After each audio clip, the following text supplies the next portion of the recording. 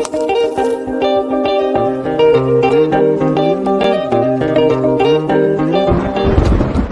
we operate in love, we take action. Because if I can do it, I promise you any of you can do it. There's no question about that. If you want your present to be better, your future has to be bigger.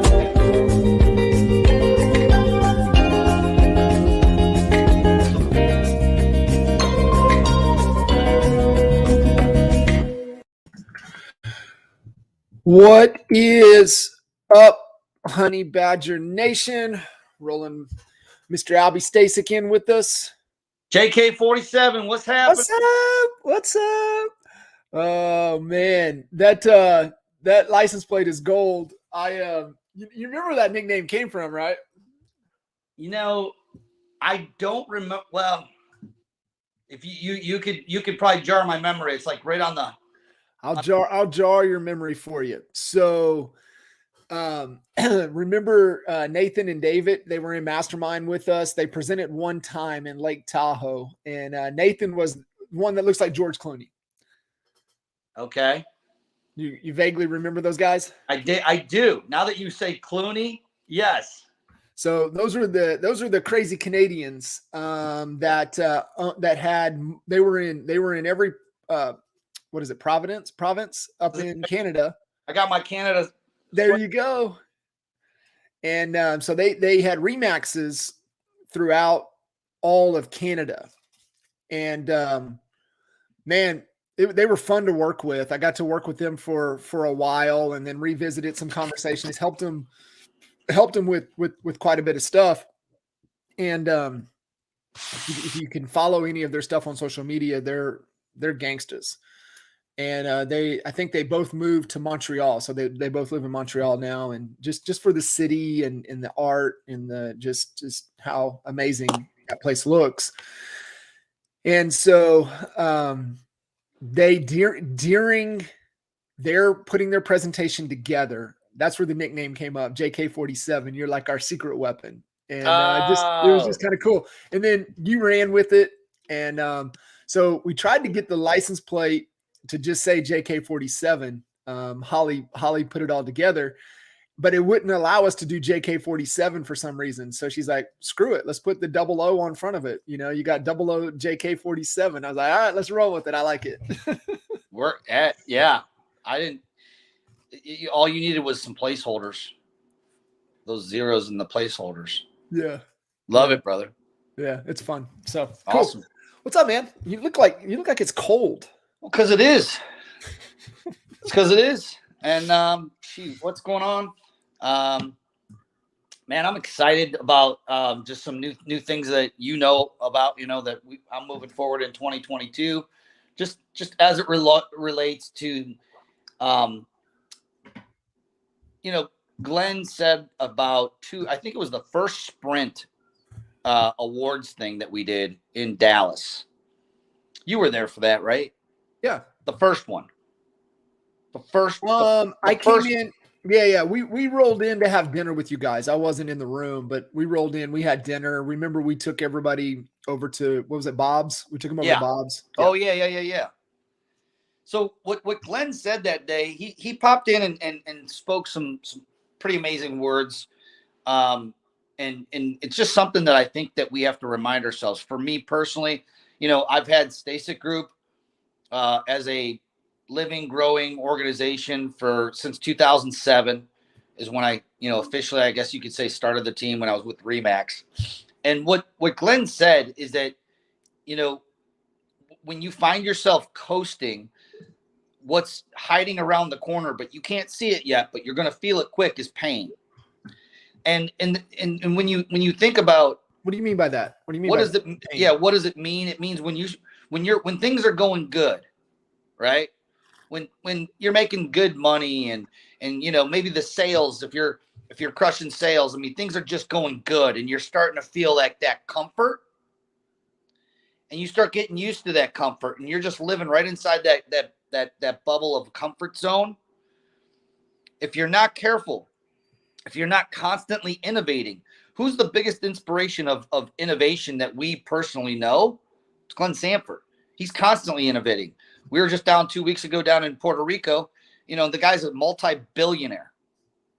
There was another multi-billionaire that was in the room with us too, Glenn Stern, or maybe he's just a billionaire. I don't know, but he was on the Billionaire Undercover Billionaire show. I know that, and they're in there still innovating. Their brains just still innovate. Do they have to do it for the money? No, but they do know that if they stop innovating and they stop creating opportunity, if they stop, eventually there's going to be some pain hiding around the corner. That pain comes in many different ways. It could be a loss of agents. It could be, it could be a loss of revenue, income. It comes in many ways. You could lose a good leader. So 100%. I just try to keep that in the as one of my foundational principles of many of our principles that we share. And I believe that we have to constantly innovate. And here's the other part of it is that the things that we created in our model when I started that team in 2007, most of them are irrelevant right now. You know what I'm saying? I mean, look at how much the landscape's changed from 2007 till now. So I'm just excited about innovating what the next version is going to look like. I've been guilty of not thinking big enough. And so I'm just right now challenging myself to think bigger. So I'm excited. I love it, man. And one thing that always stood out to me because of sometimes what words mean. And sometimes when we say innovation, it can, glaze over. Everybody has their interpretation of it. And what I really loved how Jay Abraham put it for us was that all innovation is just adding value. And so, when you look at it and you study offers and how to make offers and understand on the marketing side of things, you're either competing on value or you're competing on price. And the thing with most real estate agents is that they don't understand that. So they compete on price and it's a race to the bottom. And so competing on price is that somebody will always do it cheaper. Well, I'll do it for free. Well, guess what? Somebody will do it for free. And then somebody's going to come along and do it for free. And so what I always tell everybody, that I work with is like, don't you ever position yourself as free, ever, because that's a race to the bottom. And, if you don't value yourself and value your time, nobody else will.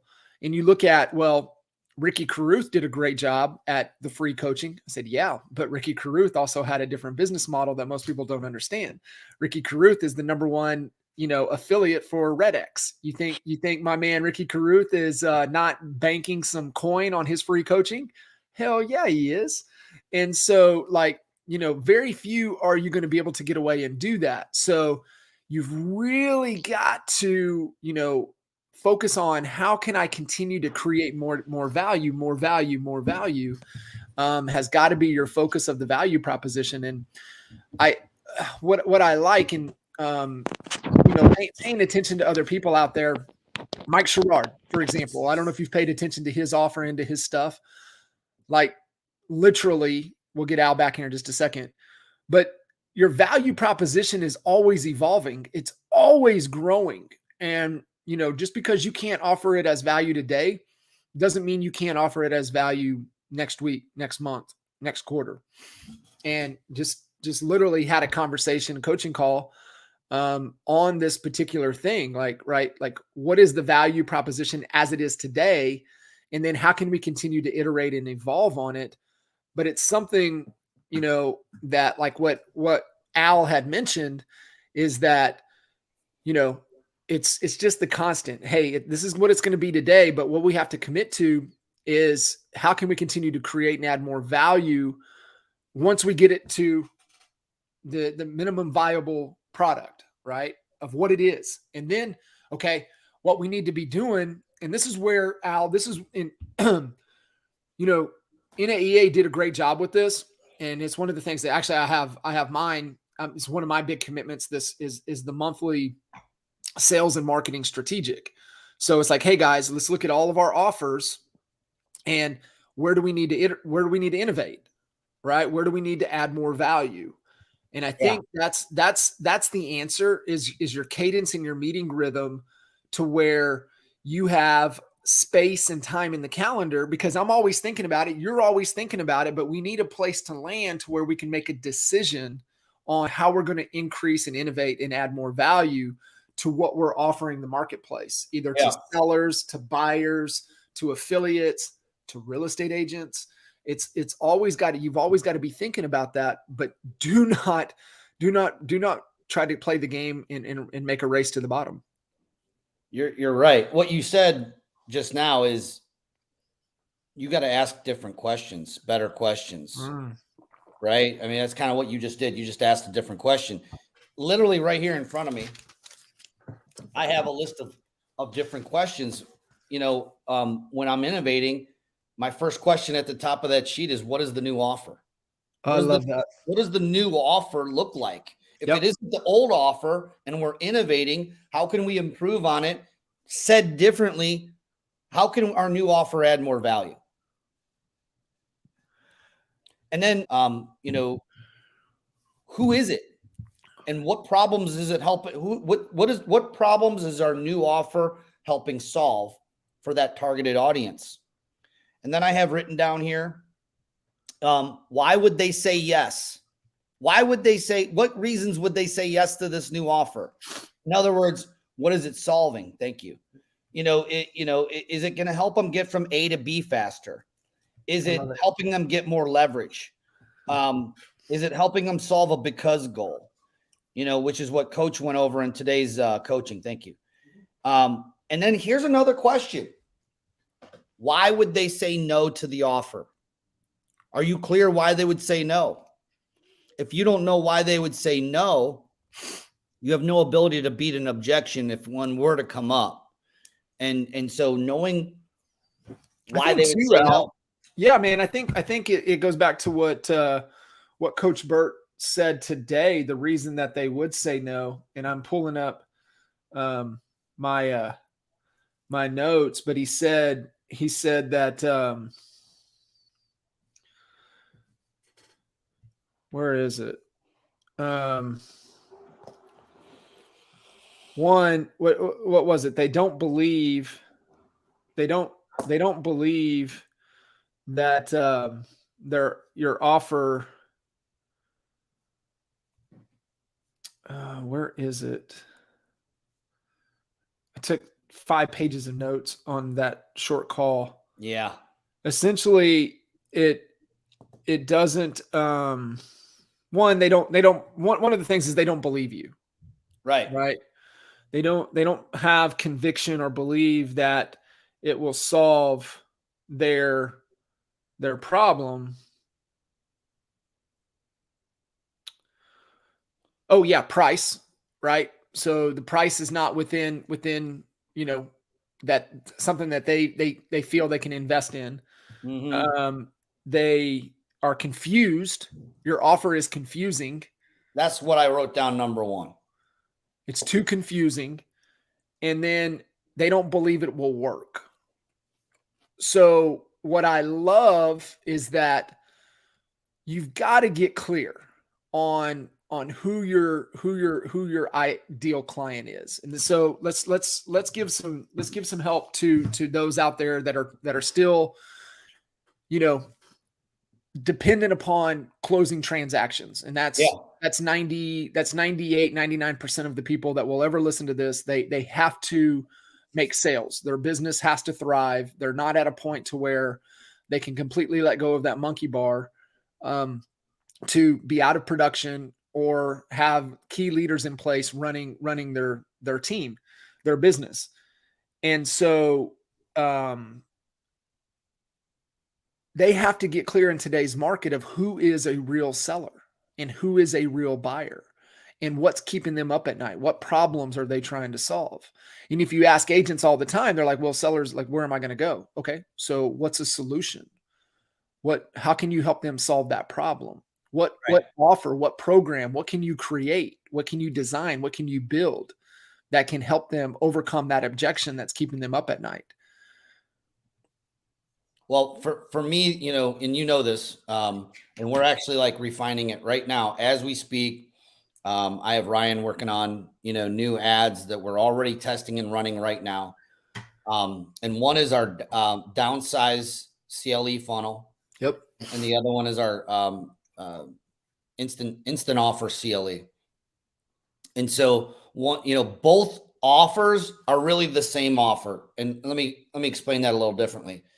They target two different subsets. Obviously, downsize CLE is targeting an older generational a person who is probably over 60. The kids are out of, you know, they're out of the house. They're sitting on way too big of a home that's kind of becoming a waste to even, you know, up here in Cleveland heat or take care of because it's so big. But it was ideal when they had 2 or 3 kiddos running around. It was great for that. But now they're at a different phase in their life. And the only reason they're staying in this big house is because they got nowhere else to go. Exactly. So are you forming your offer around that? For us, downsize CLE, it's really an offer to the I'm sorry, I'm drawing a blank here. Express offers. So the express offers, what does that do? It think about it, not what it does. What it does is it puts their home in front of 3 or 4 investors. They could get up to 3 offers.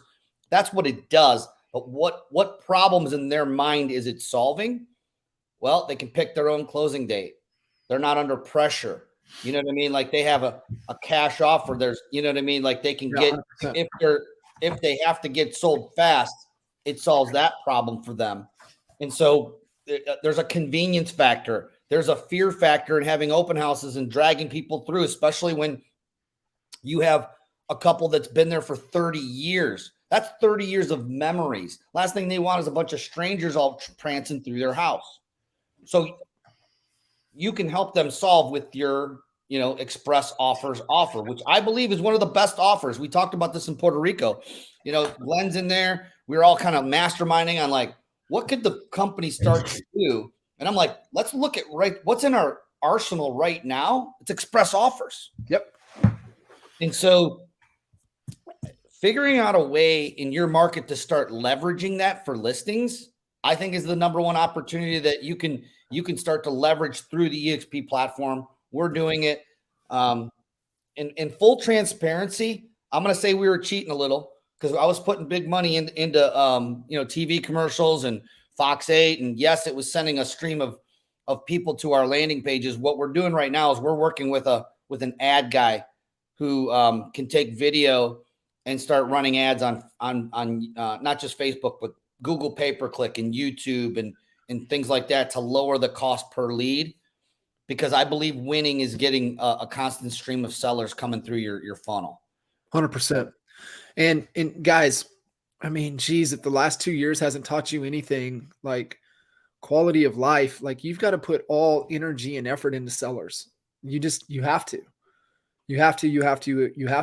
And this is straight out of, I started working with Pam Martin it's been a few years. I know within she hit Icon 3 times in the first 2 years we were working together. Wow. And so Pam was also the one that when COVID hit and pandemic hit, she's only been in since that she pivoted her business to be 100% virtual. She's only been in, now keep in mind, she hits Icon like all the time. As soon as she renews, she Icon. Solo agent. I say she's a part-time solo agent. I give her shit. Thank you. Because she ain't working full-time. You know, and she's working a lot of the time from their new beach house, which, by the way, the EXPI stock that she was awarded, and she did the 5% purchase back, bought their $1 million beach house down south of Myrtle Beach. Wow. Cash. And so so pandemic, she's only been in like 5 homes since pandemic hit. She went 100% virtual. She pivoted her whole business. And she goes, this is how we do things. And she has, you know, people that take care of everything, and she doesn't go into homes. She don't meet people face to face. So if you have that belief that you have to meet them face to face, that belief is not true. Yeah. And so, but her whole mindset is that everybody is a seller until she can prove that they're not. So she works her KV core database religiously. So her process is she makes her cup of coffee and she goes sits down at her computer and she works her database for about 2 hours every morning. That's all she does. That's it. So she just does the boring stuff over and over and over again consistently. But she has the mindset, Al, that everybody that is in her database has a home to sell until she can prove that they don't. She talks to them as if they're a seller until she can verify that they're not. And then when she knows that they're just a buyer, then she has agents in her downline she kicks it over to. And so my whole point, and I was on with a team this morning, and they're like, hey, it's tough. No inventory. Feels like a spring market. Here we are, February 1st, snow's on the ground. Which, by the way, we'll have snow on the ground here in a couple of days in Oklahoma. So, side note. We're about to get smacked with a good one right now. The whole thing that I told them is that if you guys are scarcity and scared and scrounging right now, one, what the hell were you doing in October and November and December? Right? If you're like, oh shit, I ain't got no money in the bank and I got nothing coming in. Like, well, what the hell were you doing in Q4? So my point to them in the conversation was, besides protecting their mindset, is that you guys have to look at everybody as a seller. And I love, it's like what Coach Burt says, right? We don't need more money. We need more people. And the question you have to ask yourself is a little Grant Cardone. It's not who's got my money. It's like, who's got my people? So where are my people? Where are my sellers? Hey, where are my agents? I'm focused on agent attraction. Where are my people? Who's got my people? That's who I need to get connected with. And, Coach Burt talks about, that relationship list. And I like it from Strategic Coach is what are the top 20 relationships that are going to provide me revenue to my business in the next 90 days. That's who I need to be focused on. And so, thinking about where are the real sellers? Where are the motivated agents, and how do I get in front of them with my message that helps solve their problems? That's the offer. How do I get my offer that's going to help them sleep better at night? Because we know what's keeping them up. Yeah. That's the marketing mindset, John. I mean, what you just described right now, and I hope that the people that are listening are writing this down, because it's a mindset. What he said is we need more people, not more money, because the people have the money. Mm-hmm. So what does that mean? That means that you need to have a means of reaching a broader audience. And the more people that you're able to reach with that message, the bigger that audience. And I don't mean that the audience shouldn't be quality, but you're going to attract that audience through putting out the right content, right? Or even if it's a sales funnel, well, like what I'm running, I'm running 2 different sales funnels right now, and neither of them are targeting buyers. They're all targeting sellers. And no, we're not listing all of them. You're not going to list all of them. It's just the way it is. But I do know this: for every 100 that we list, my goal is to list, 3 or 4 of them. That's just my assumption going into this. So if I need to list X amount, if I need to list 3 per month or 4 per month, then I don't know, maybe I need 150. It's about the more people, right?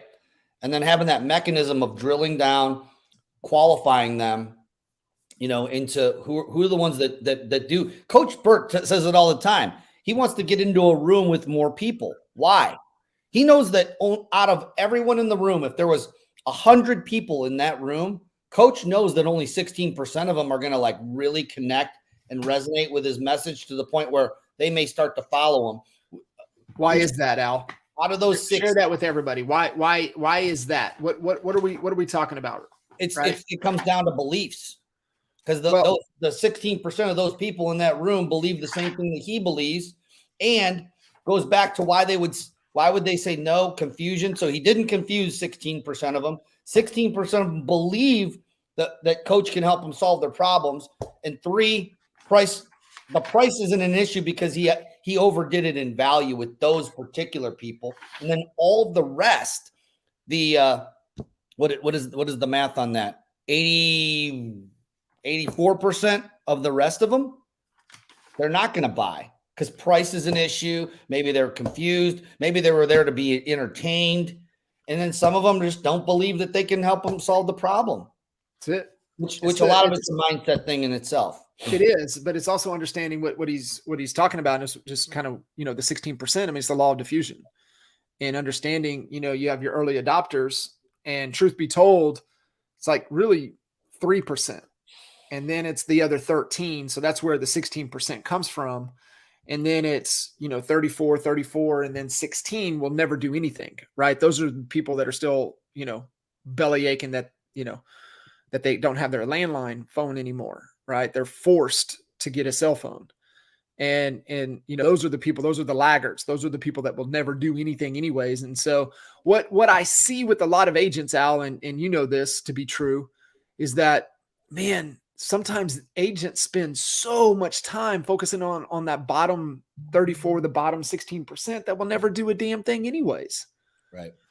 And it's like, guys, you got to have a better filtering process. And so let's go back to what we teach with CHSA, CHBA, and it's the same thing with agents. So certified home selling advisor, certified home buying advisor for you guys that don't understand CHSA, CHBA, and that's through NAEA, which is National Association of Expert Advisors. But it's our proven repeatable system backed by market research to help you sell your home for up to 18% more than traditional real estate agents. That's our proven system. Well, part of that system where it starts is that you set an appointment, you qualify the appointment. And where agents get tripped up is they try to qualify before they set the appointment. Set the appointment, and then or they set it and then they don't qualify it. And then they're meeting with a bunch of bogus, people that they had they're wasting time and energy and effort. That appointment becomes a liability, right? What Coach Burt ended the call with today. You're trying to add value to somebody that doesn't want your value. They don't see, no matter what you do, your offer is never going to land or resonate with them. They're never going to do anything anyways. So my whole point is that we have to do a better job at really sifting and sorting and qualifying to find the true motivated people. And I mean, we say this all the time with buyers, is that just because somebody has the means and the desire to buy doesn't mean that they are a buyer, especially in today's market. And I see so many agents, man, that I got a fish on the line now. Oh, I got one. It's like, you're going to try to reel that one in, or should we just cut the line and move on to the next one? Yep. I mean, it's never been more true that the best marketer is going to win, not the best agent. And the reason we say that is that, let's just face it, we're not doing heart surgery. I'm not depleting the fact of our value as an agent. I know that it's very valuable what we provide, obviously. But it's not that hard to learn, I guess, is what I'm saying. But what is hard is the principles we're talking about right now is understanding marketing and having that mindset and going back to what I guess we said earlier, John, when we started the call off, we started it off on innovation, being innovative. Yes, it's adding more value, but I'll add to that definition. It's also adding more value in a packaged, possibly packaged differently. How else could it be packaged? How else could it be delivered? And for me, in my real life situation that I'm doing, I'm saying, what can we take off the plate that we're offering right now that really isn't being looked at as a high value piece of this puzzle? Are there things that we're doing right now where, okay, they're working, but are we doing things that really they're not seeing value in it? So can we take that off and make some room for a different resource or double down on the resources that we are doing, by just simplifying it a little bit. And that's what I'm saying with innovation. Do you want to go to a couple questions here? Yeah, absolutely. I know Jessica kind of threw it in there. Some feedback on database and, Chime versus Sierra. She did put in there that can grow with her team. My question would be, one,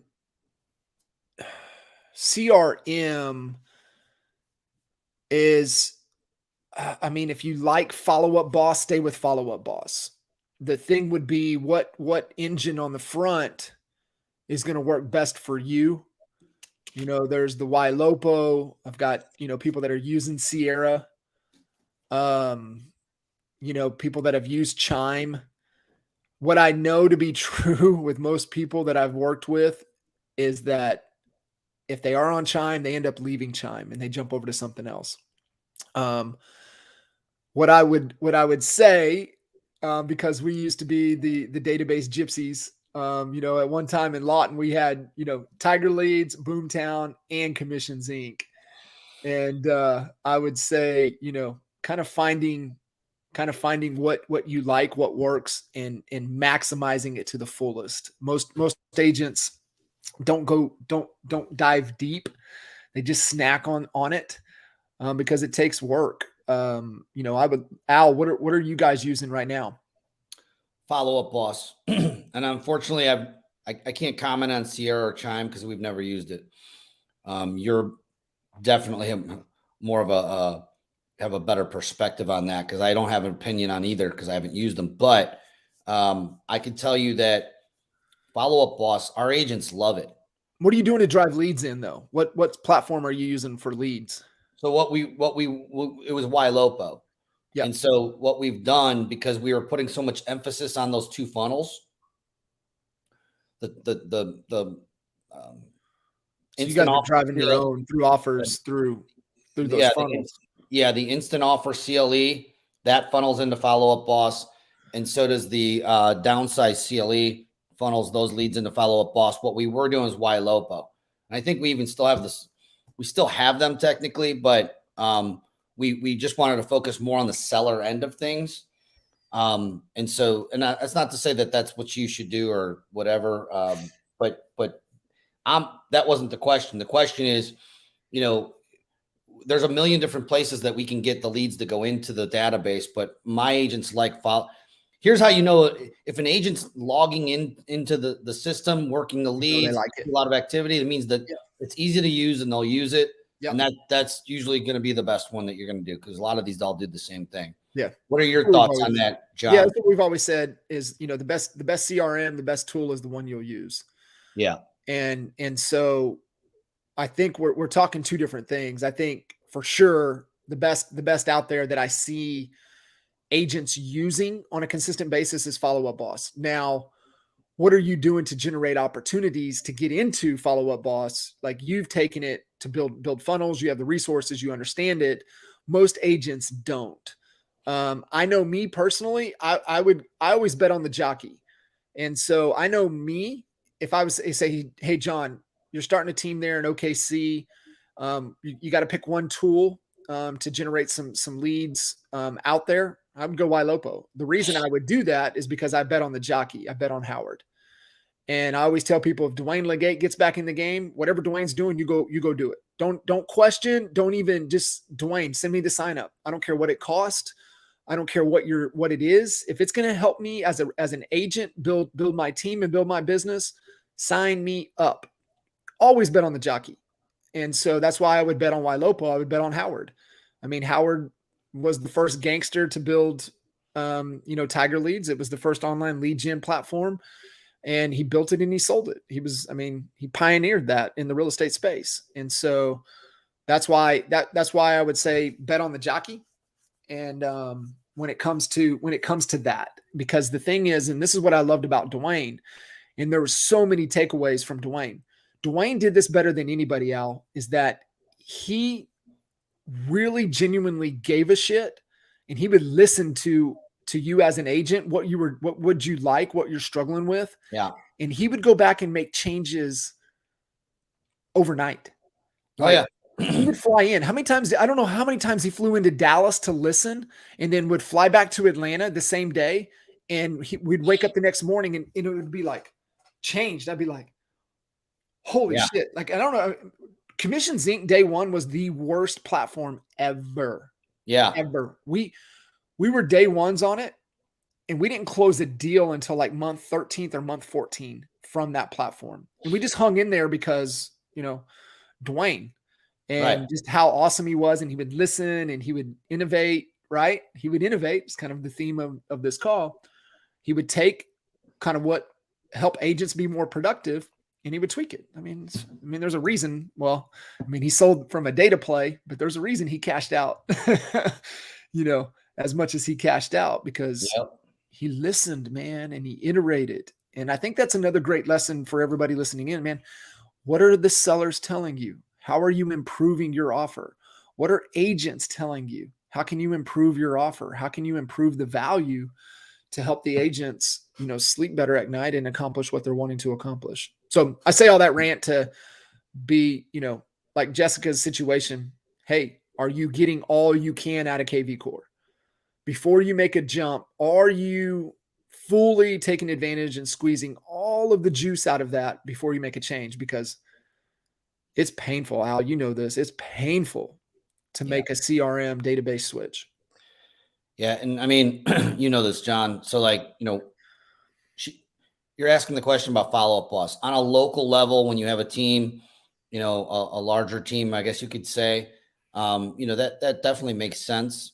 But most of the people that we're bringing aboard, when we onboard them, we're setting them up. We're setting their KV Core up. We're getting a funnel built right in their KV Core. We're using the tools that are given versus trying to go outside. Here's the beauty in where we're at right now. We have a technology that if you were to go buy it tomorrow, it's $500-600 a month for the single agent platform. You're getting it for within the $85 tech fee and education fee. Every agent gets it.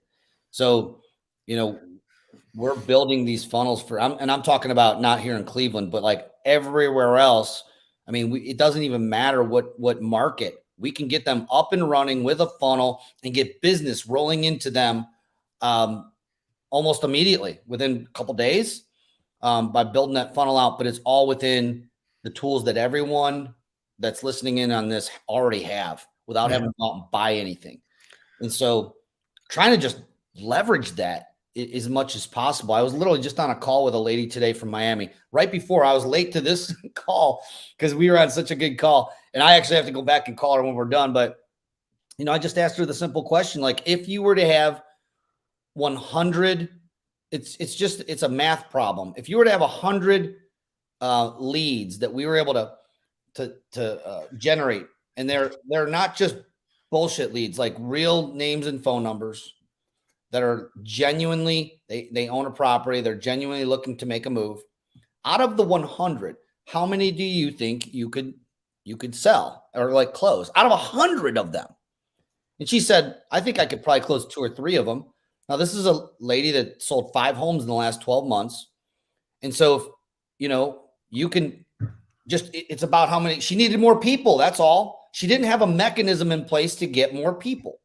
So if we could help her do that by, building a sales funnel for her and getting her 100 fresh opportunities every single month, she could probably close 2 of them. That triples her business. So, more than triples it actually. So just, think differently, think bigger, and think about how to get, yourself from A to B faster with what you have versus going out and buying the next shiny object. Be innovative, be creative. And that's what we would say. Here's another one, bud. We got dumb question alert. There's no dumb questions, David. Jay provided an update last week on the company's focus on ancillary services, which is exciting. The company will be sharing half of the profits back to the agents through the revenue share program. My question is, how will the profit from ancillary services be applied to agents? Well, I believe that I think what they're trying to say is just like EXP Realty is being positioned where 50% of the revenue is going toward revenue share, 50% of, I believe, the profit from any ancillary service is going to be going toward the profitability of the company. And ultimately that would increase revenue share in that way. So hopefully that answered your question, but I'm not sure if it did. Yeah, we dove deep with it last week. I know, I mean, you were obviously there in the room in Puerto Rico. And so Jay was just kind of sharing that on, kind of the goal that Glenn has with the ancillary services and how it's going to be applied. But as far as the details and how it's applied, where it's going to show up the most, that was, I guess, maybe still a little TBD as we continue to grow with it. Yep. And then I shared down there the 8 stages. So the 8 stages is just the different 8 stages that we've identified, kind of where real estate agents are at, but it talks about their problem. So you're like, man, like for me, Al, I want to solve, problems of agents that are at 6 figures that want to go to 7 figures and get out of production. I mean, I don't know anybody on the planet that's helped more real estate agents do that over the last decade. And so being able to know what their problems are, helped you. I know what your problems were. Yep. I mean, shit, the reality of you having to go back into production is what put you in, seeker mode and how you finally became aware and open to what EXP could be. And the reason that we're sitting here on this call and adding value back and have a Honey Badger Nation is because of it was real. You were getting sucked back in and you're like, I don't want to get sucked back in. And so what are all the ways that I don't have to get sucked back in?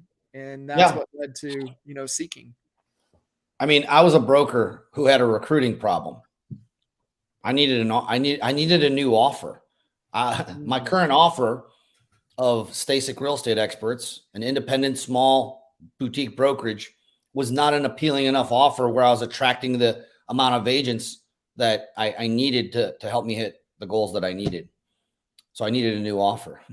So going back to the theme, I had to innovate. I had to think what other ways could we be doing this? What are all the ways? Not thinking of. What are all the ways?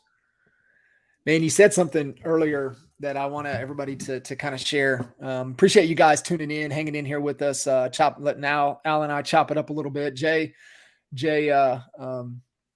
overbooked himself, which is becoming, it doesn't surprise me, but I know he loves being here on these 11 Central calls. I mean, him and I know Al, you look forward to it. I really do, being able to do it. But you said one of the things you had your list and you were writing down questions. I use Microsoft To Do. So I have the Microsoft. I used to use the Wonder List, and then Microsoft bought Wonder List, so then it became Microsoft To Do. But I have one of my lists is just one that says questions.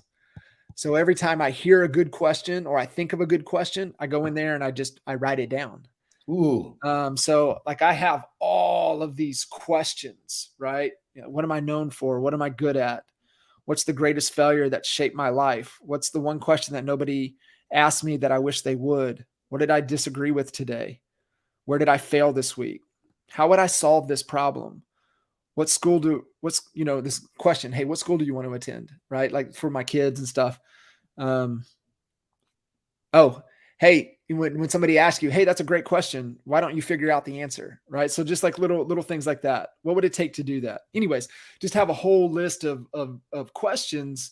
And I have this cool